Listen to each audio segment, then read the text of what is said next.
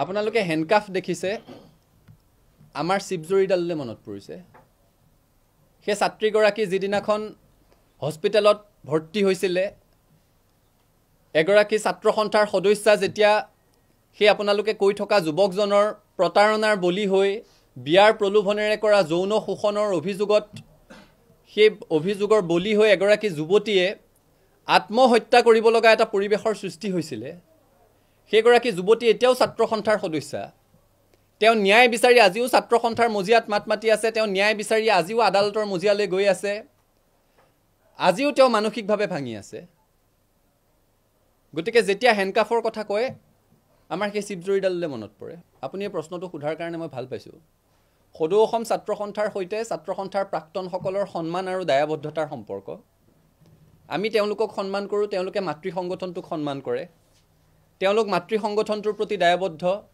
আমিও অৰাজনৈতিকভাৱে মৰ্যাদা সহকাৰে জীৱন নিৰ্বাহ কৰি থকা প্ৰতিগৰাকী ছাত্ৰ সন্থাৰ প্ৰাক্তনৰ প্ৰতি আমাৰ সন্মান আছে আমি তেওঁলোকৰ প্ৰতি দায়বদ্ধ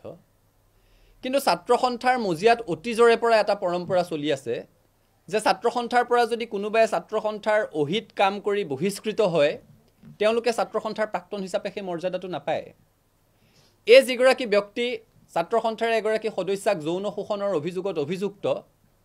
তেওঁ বহিষ্কাৰ হোৱাৰ ভয়ত ছাত্ৰ সন্থা ত্যাগ কৰি গুচি যাবলগীয়া হৈছিলে গতিকে মই সকলোকে অনুৰোধ কৰিম ছাত্ৰ সন্থাৰ লাখ লাখ প্ৰাক্তন কৰ্মকৰ্তাক যৌন শোষণৰ অভিযোগত অভিযুক্ত হৈ বিয়াৰ প্ৰলোভনেৰে নিজৰ কামনা চৰিতাৰ্থ কৰাৰ অভিযোগত অভিযুক্ত হৈ ছাত্ৰ সন্থাৰ পৰা বহিষ্কাৰ হোৱাৰ ভয়ত ছাত্ৰ সন্থা এৰি গুচি যাবলগীয়া হোৱা এগৰাকী সদস্যৰ সৈতে তুলনা নকৰিবৰ কাৰণে মই সকলোকে অনুৰোধ কৰিম ছাত্ৰ সন্থাৰ প্ৰাক্তনসকলে মৰ্যাদা সহকাৰে জীৱন নিৰ্বাহ কৰি আছে কোনোবা খুব প্ৰতিষ্ঠিত হৈছে কোনোবা প্ৰতিষ্ঠিত হ'ব পৰা নাই দুবেলা দুসাজ কষ্টৰে খাই আছে কিন্তু কোনো অনা অসমীয়া ব্যৱসায়ীৰ হৈ পেট্ৰল পাম্প দখল কৰিব গৈছে বুলি অভিযোগত আজিলৈকে কোনো প্ৰাক্তন ছাত্ৰ সন্থাৰ নেতা অভিযুক্ত হোৱা নাই গতিকে প্ৰাক্তনসকলক তেখেতৰ সৈতে তুলনা কৰি একাকাৰ নকৰিবৰ কাৰণে সকলোকে অনুৰোধ জনাইছোঁ